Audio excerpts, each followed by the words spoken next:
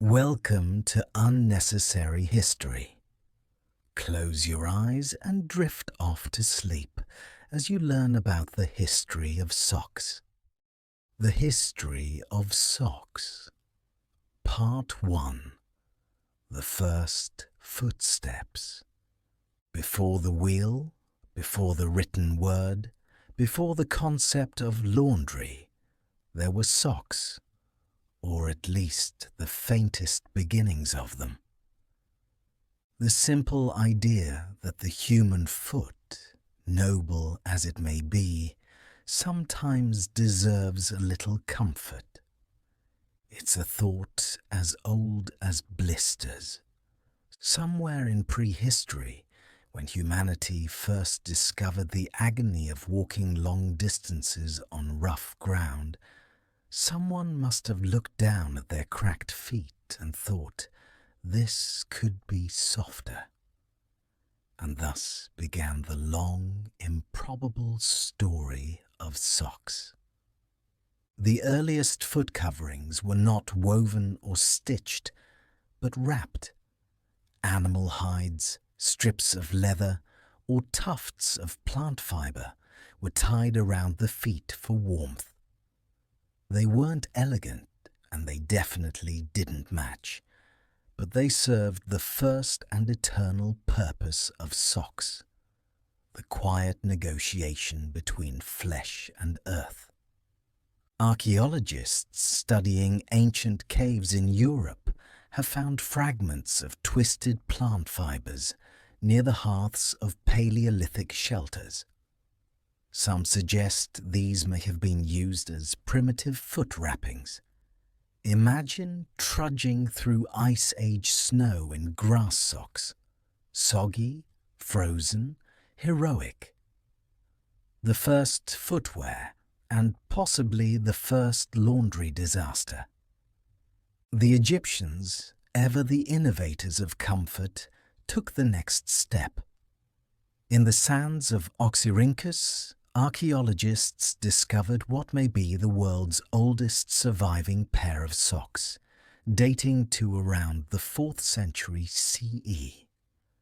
They were knitted from wool, dyed a faint red, and designed with a split toe, to be worn with sandals. Yes, socks with sandals. A fashion crime that predates civilization's modern shame by 1,600 years. The Egyptians did it first, and perhaps best. These ancient socks were not just practical, they were personal.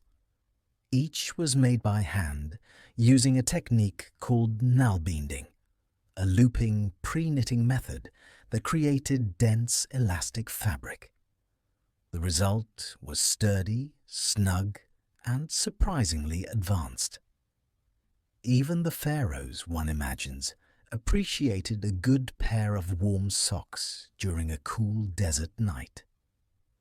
In Greece and Rome, socks evolved into status symbols. Greek soldiers wore thick felt wrappings called pilloi beneath their sandals during campaigns. Roman senators, meanwhile, wore soft socks of woven wool or silk called udones. Cicero once wrote disapprovingly that some young men had become too effeminate by wearing soft footwear indoors. History's first recorded instance of sock shaming. The Romans eventually brought socks to the far reaches of their empire. In the chill of northern Britain, soldiers stationed along Hadrian's wall likely wore woolen socks beneath their sandals, a strange but necessary combination of southern fashion and northern necessity. Archaeologists have unearthed bits of matted wool near old Roman camps, preserved by centuries of mud, perhaps the earliest evidence of humanity's universal struggle against damp feet. When Rome fell, the Dark Ages arrived, but socks endured. They were practical, portable, and warm. Medieval Europeans wore hose, which at first covered the legs entirely, from foot to thigh, tied up with garters. It wasn't until the 11th century that socks began to separate from leggings, becoming their own garments. The age of the independent sock had begun. Monks were among the first to take socks seriously. In the cold stone monasteries of northern Europe, woolen socks were part of daily life, not for fashion, but for survival. They were knitted from coarse sheep's wool, scratchy but durable. In some abbeys, the ability to darn socks neatly was considered a sign of discipline and humility. By the time of the Renaissance, socks had entered polite society. Nobles began to favor finer materials, silk, linen, and even gold thread embroidery. Henry VIII of England famously received hand-knit silk stockings from Spain and was so delighted that he refused to wear anything else. It's said he had entire chests filled with them, most in elaborate colours. This was not vanity, of course, merely the royal appreciation of proper ventilation. Across Europe, hosea evolved again. By the 1500s, they were so finely made that they clung to the leg like a second skin. Tailors boasted of seamless designs, though that was optimistic. Every noble leg was a display of craftsmanship. Socks, once hidden, were now shown off, a declaration of wealth from ankle to knee. And with that shift came etiquette. It became scandalous to show bare skin between the end of one's sock and the start of one's breeches. Whole social commentaries were written about the proper height of hosiery. It is no exaggeration to say that for 2 centuries, European fashion revolved around socks. Humanity had invented modesty for its shins.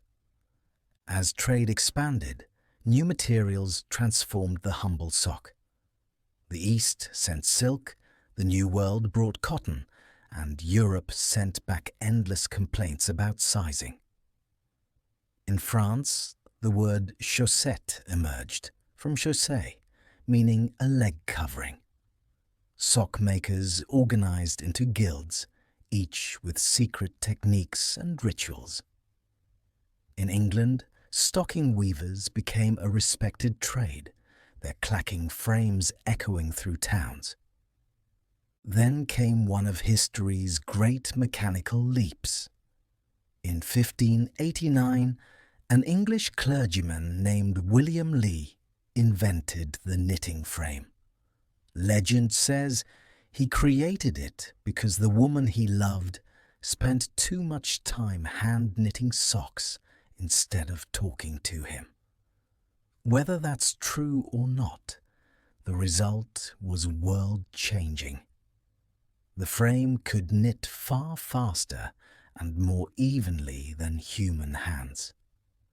Within a generation, socks were no longer luxuries, they were necessities. Lee's invention also launched one of the earliest industrial controversies. Queen Elizabeth I refused to grant him a patent, fearing his machine would put hand knitters out of work. He took his invention to France, where it flourished instead. Even then, the politics of socks were international. By the 17th century, knitting machines were common, and Europe was awash in stockings. Nobles wore silk, merchants wore cotton, and workers wore wool. colour, too, became a signifier. Black for formality, white for youth, red for celebration. Entire households revolved around the care of these delicate garments. A torn sock was an embarrassment, a well-darned one, a quiet point of pride. In this era, socks were both intimate and political. Kings issued laws regulating the fabrics commoners could wear. A poor man caught in silk stockings might be fined, not because of the socks themselves, but because of what they symbolized: upward mobility. It seems that even then, fashion had a way of provoking authority.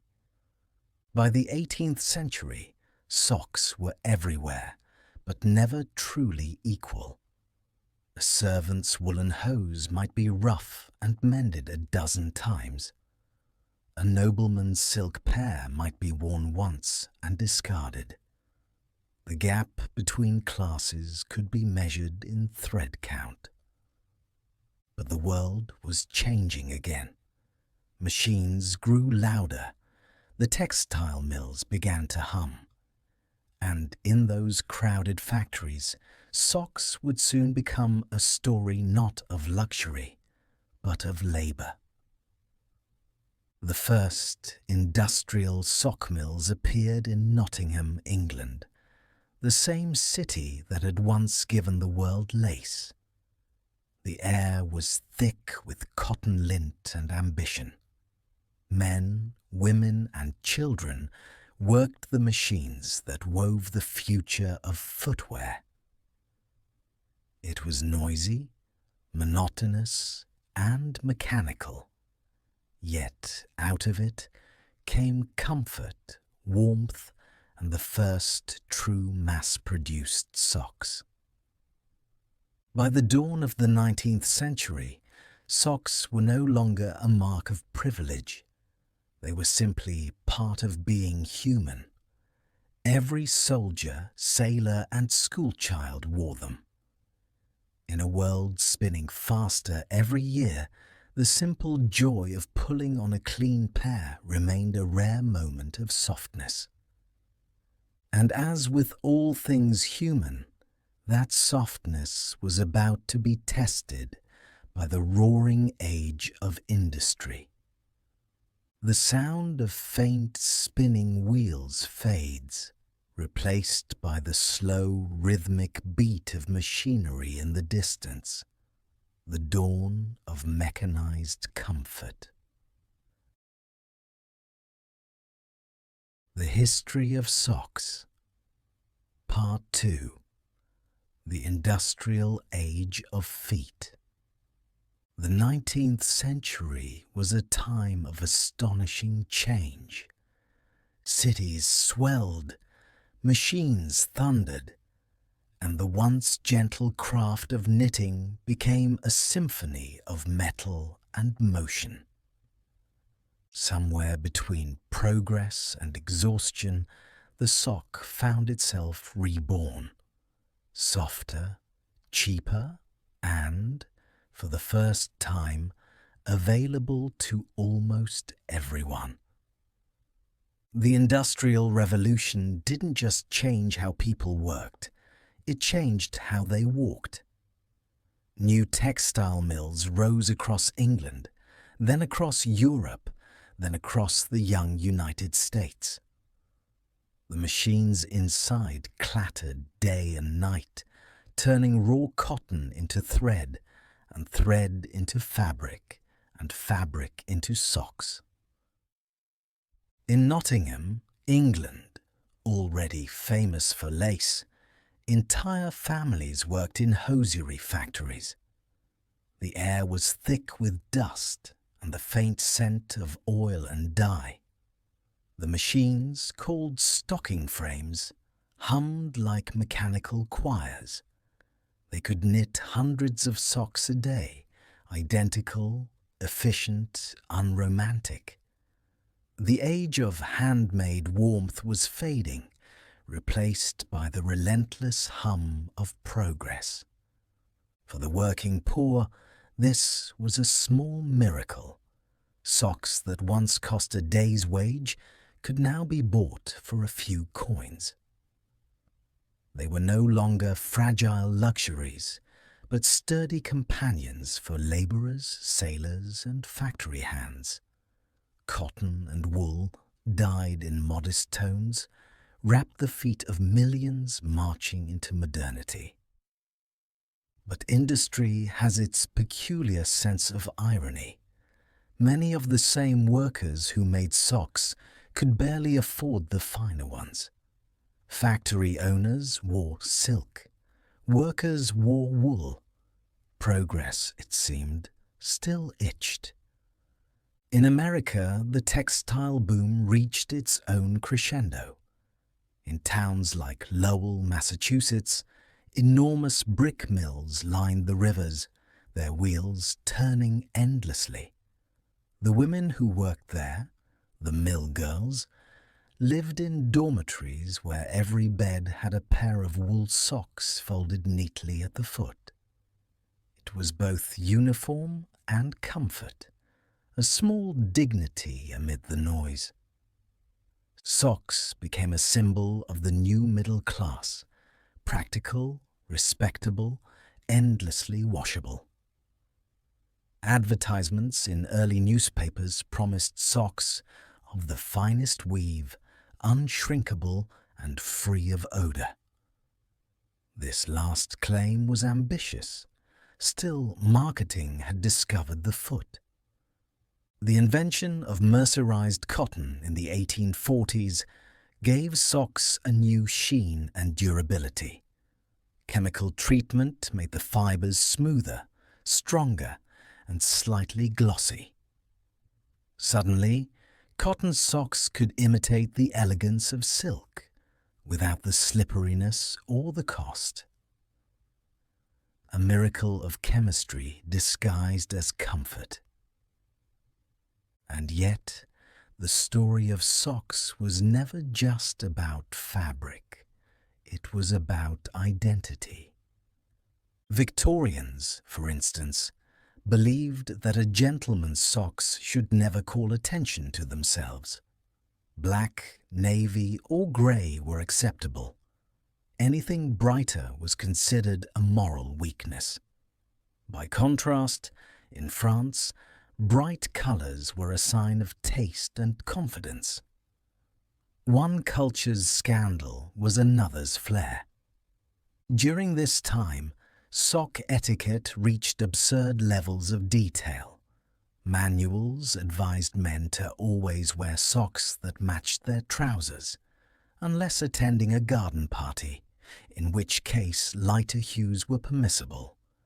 The socks of the Victorian era were as serious as the people who wore them. And then came the World Wars. In the trenches of World War I, socks became a matter of survival. Soldiers marched for miles in cold, wet boots. Trench foot, the slow, painful decay of flesh caused by damp, could disable an entire unit. The simplest remedy was dry socks. Across Britain and America, women's groups began massive knitting campaigns. "Knit your bit," the posters said, and they did. Millions of pairs were made by hand and shipped overseas. A well-knit sock could save a life. It's hard to imagine now, a small act of domesticity holding the line against war. But to the soldiers who received them, each pair was a whisper of home, a reminder that someone, somewhere, cared about their toes. Between wars, fashion reawakened. The 1920s brought shorter trousers, exposing the ankle for the first time in polite society. Suddenly, socks were visible again. Men began to wear patterns, stripes, argyles, and checks. The sock drawer became a statement piece, jazz had entered the wardrobe. By the 1930s, mechanized circular knitting machines had become the norm, producing seamless socks at unprecedented speed. Factories churned out cotton for the summer, wool for the winter, silk for the rich, and rayon for everyone in between. Rayon, a synthetic fiber derived from cellulose, was hailed as the miracle thread. It gleamed, it stretched, it fooled the eye, and it didn't breathe at all. Progress, like socks, sometimes came with a bit of sweat. Then came World War II, and once again, the world needed socks. Soldiers required them by the millions, and the home front answered. Women took up needles once more, knitting for fathers, sons, and husbands overseas. The Red Cross distributed patterns for standardized military socks, complete with reinforced heels and toes. Factories shifted production from silk stockings to woolen army socks. It was during this time that a new synthetic arrived on the scene: nylon. Invented by DuPont in 1938, nylon was stronger than silk, more elastic than cotton, and nearly indestructible. Soldiers' socks made from nylon blends could last through entire campaigns. It was hailed as the future of fabric, and it was. After the war, nylon revolutionized civilian clothing. Suddenly, the world was filled with stretchy, shiny things. Women had nylon stockings. Men had nylon dress socks. Ads promised socks that never lost their shape and never wore thin. People believed them until they washed them. By the 1950s, the modern sock drawer as we know it had taken form. Cotton blends, bright colors, ribbed patterns. Television commercials cheerfully showed men pulling up socks as if performing a ritual of optimism. A fresh pair meant a fresh start. And deep in the shadows of these bright decades, a quiet revolution occurred: elastic. With the invention of spandex and other stretch fibers, socks no longer needed garters or suspender straps. They clung on their own, snug and obedient. A miracle, truly. The end of drooping hosiery. The 1960s and 70s saw socks turn bold and rebellious. Tie-dye, psychedelic patterns, stripes that defied reason. Even the humble tube sock, white with a pair of red rings at the top, became iconic. Athletes wore them, then everyone wore them. Socks had gone casual. They had escaped the shoe. In Japan, the split-toe tabi sock persisted, worn with traditional sandals, quietly defying Western norms. In the Soviet Union, thick wool socks were essential armor against endless winters. In America, synthetic blends ruled the department stores. The world was bound together by elastic and lint. Somewhere in all of this, the meaning of socks changed again. They were no longer signs of wealth or propriety. They were personal, small, daily comforts chosen for no one's approval but your own. In the great post-war expansion of individuality, socks found new purpose. They were identity at ankle level. By the 1980s, entire companies devoted themselves to socks alone. The humble garment had become a billion-dollar industry. The materials were perfected, the colors endless, the packaging unnecessarily cheerful. There were dress socks, sports socks, thermal socks, invisible socks, and novelty socks featuring everything from pizza slices to presidents. Humanity had reached the pinnacle of foot decoration. Yet, for all the innovation, one thing remained the same.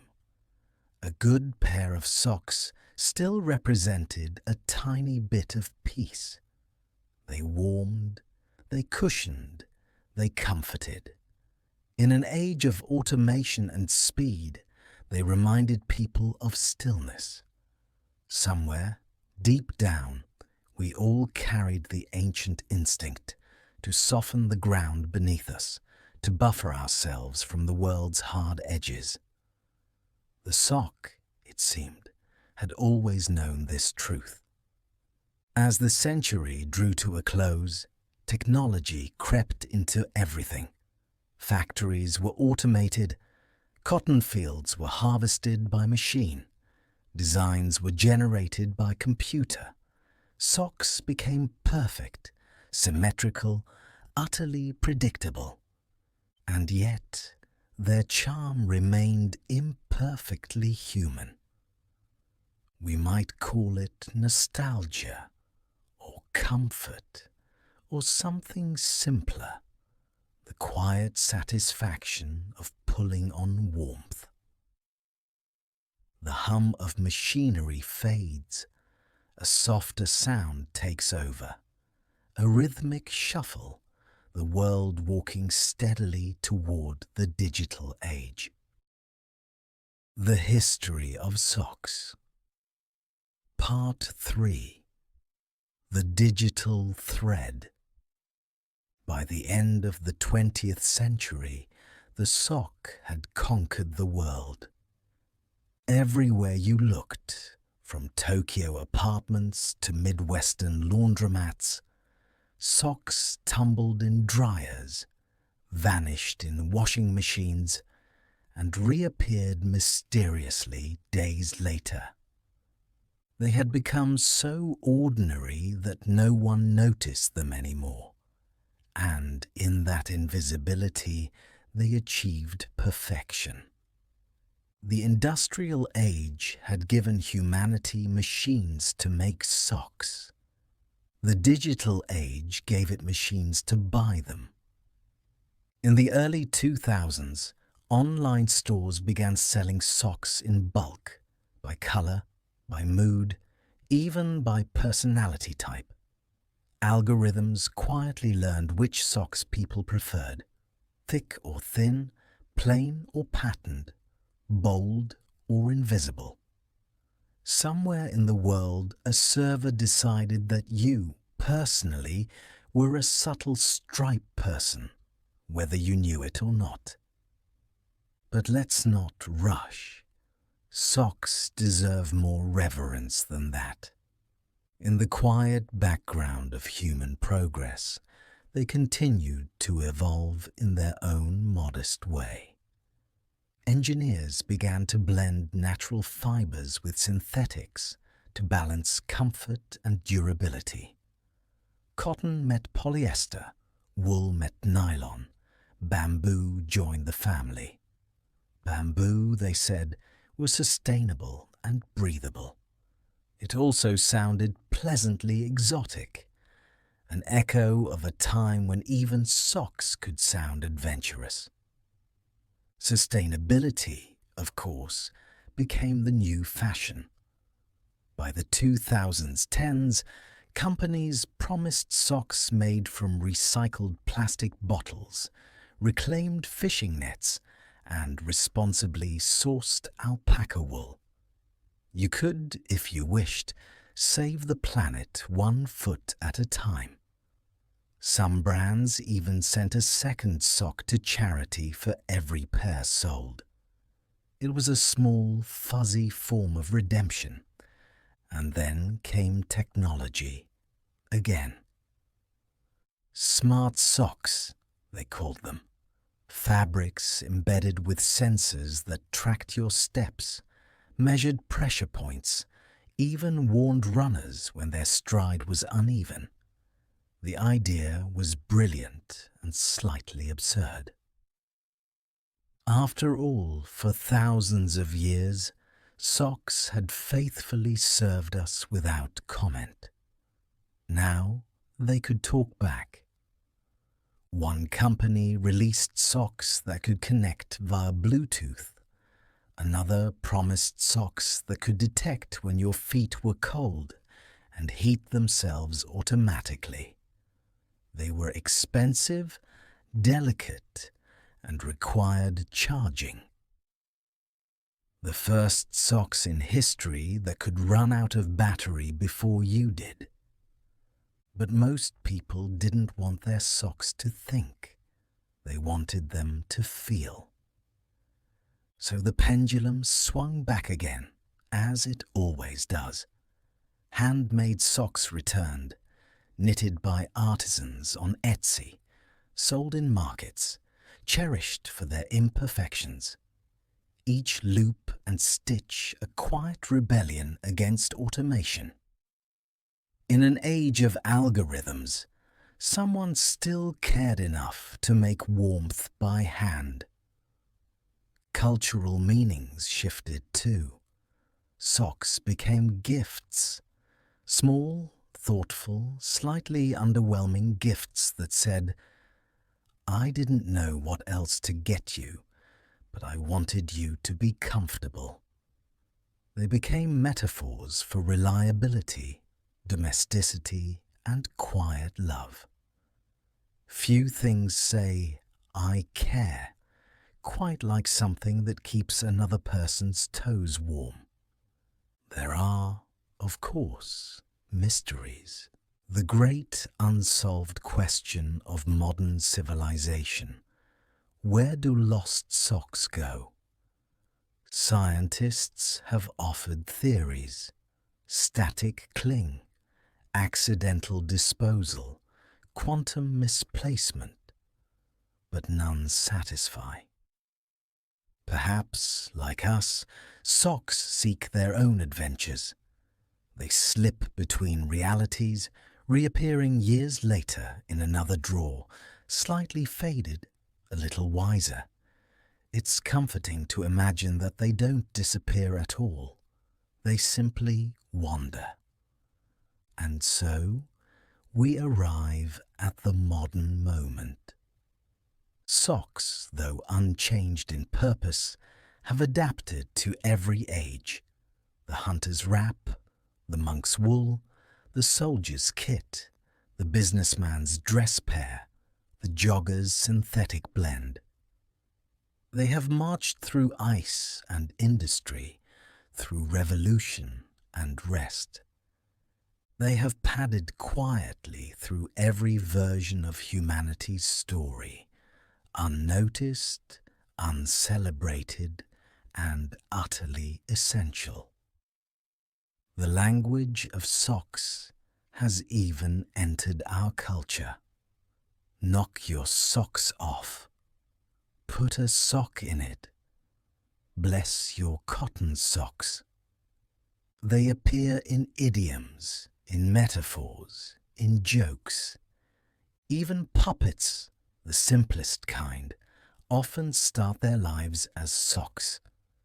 We give them eyes, and suddenly they have personality. There's something poetic in that.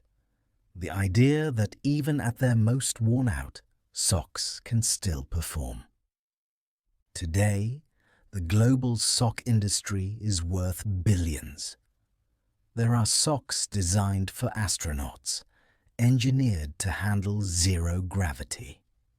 There are compression socks for travel, anti-slip socks for yoga, waterproof socks for hikers, designer socks for those who like their ankles to be slightly smug. There are subscription services that mail you new socks every month because, apparently, some people can't be trusted to remember on their own. And yet, despite all the novelty, the essence hasn't changed. A sock is still a small act of mercy, a bit of softness between you and the world. When you pull one on in the morning, you are performing an ancient ritual, one practiced by pharaohs, peasants, popes, and programmers alike. It's the first comfort of the day, and perhaps the last kindness before sleep. There's something almost meditative in that gesture. The rolling of fabric over the heel, the stretch over the toes, a small ceremony of readiness. It's easy to forget that this simple motion is the product of 30,000 years of human problem solving, all to make the journey a little less painful. And in a way, socks are more honest than shoes. Shoes are public. They stride, stomp, make noise. Socks are private. They whisper. They belong to the quiet parts of life.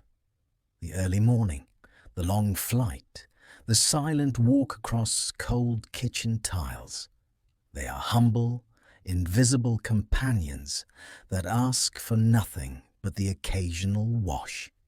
When historians study our era centuries from now, they'll find fragments, plastics, metals, screens, and inevitably textiles. And maybe, among the ruins, a single sock will survive. Stretched, faded, absurdly ordinary. Yet from it, they will learn something profound, that even in an age of noise and spectacle, we still valued softness. Because that's what socks really represent. Our refusal to let the world's hardness reach us entirely. Our insistence on padding life's sharp corners. In the end, all human invention, from the wheel to the internet, is an elaborate attempt to make the journey smoother. The sock just happens to do it literally. So the next time you pull on a pair, pause for a moment. Think of the centuries behind that small comfort. The cave dweller wrapping bark around their feet, the Egyptian weaver looping wool by candlelight, the factory worker guiding thread through metal teeth, the knitter quietly stitching by the fire.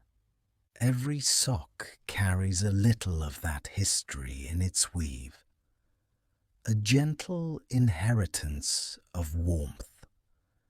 And when you finally take them off at the end of the day, when your feet sigh with relief and your socks crumple in soft defeat, remember that you are part of a lineage stretching back farther than you can imagine, a long, cozy thread connecting the living and the forgotten, the ancient and the modern, the barefoot and the blissfully socked.